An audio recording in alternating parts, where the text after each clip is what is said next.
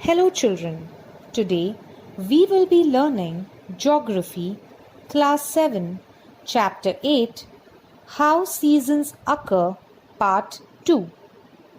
Please note this video is divided into two parts, Part A and B.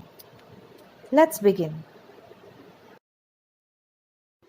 Apparent movement of the sun.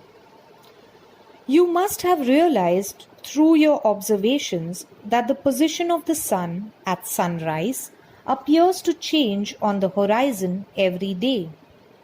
Its position appears to move towards the north or south in the course of a year.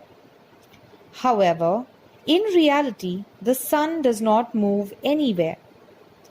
That is why the movement of the sun towards the north or south in a year is called the apparent movement of the sun.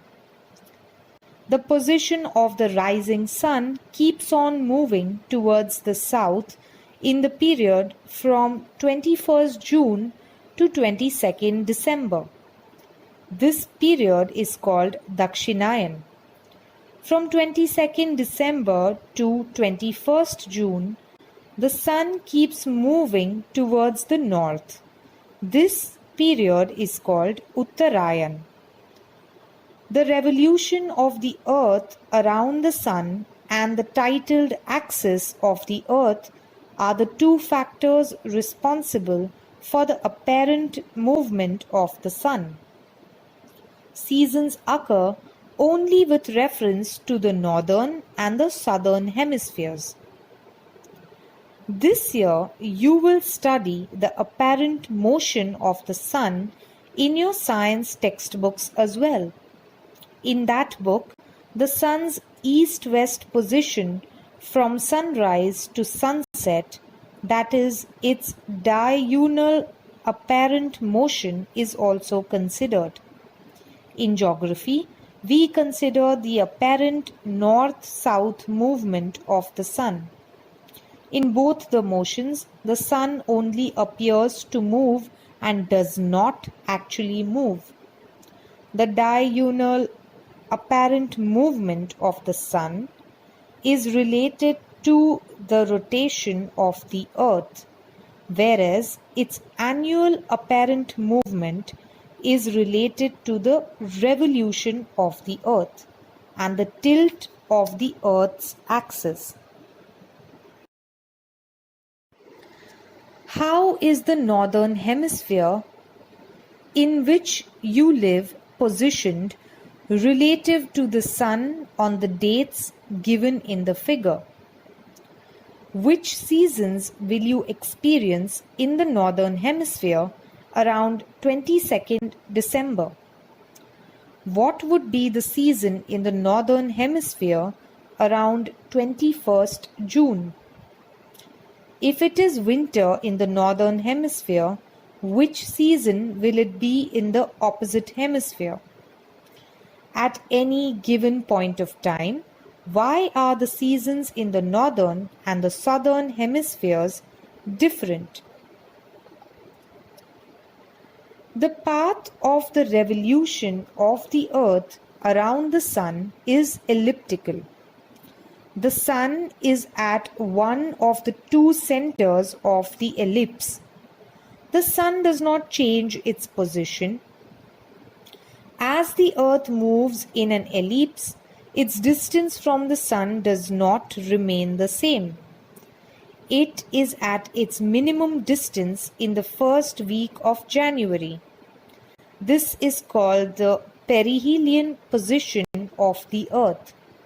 In this position, the southern end of the axis is towards the sun. As against this, in the first week of July, the earth is at the farthest point from the sun. This is called the aphelion position. In this position, the northern end of the axis is towards the sun.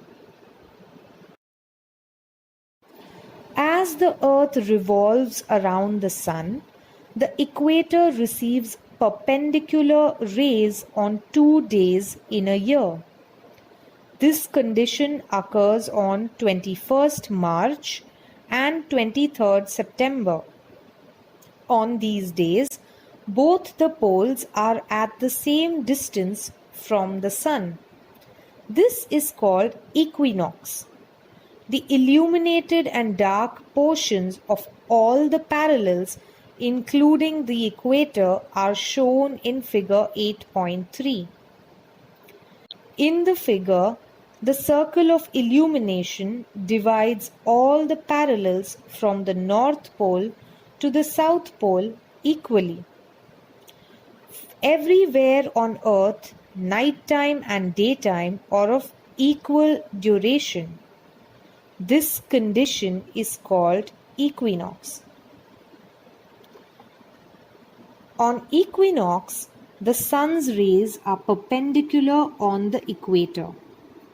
In this condition, the circle of illumination coincides with the great circle defined by two opposite meridians. In the northern hemisphere, spring prevails from 21st March to 21st June, while autumn prevails from 23rd September to 22nd December. The southern hemispheres has the opposite seasons during these periods. In the northern hemisphere, 21st March is called spring or vernal equinox, whereas 23rd September is called autumnal equinox. The equinox or solstice dates can vary by a day or two. Thank you, children. That's all for today. Please make sure you watch this video again and read your textbooks to understand better. Feel free to ask any questions you may have.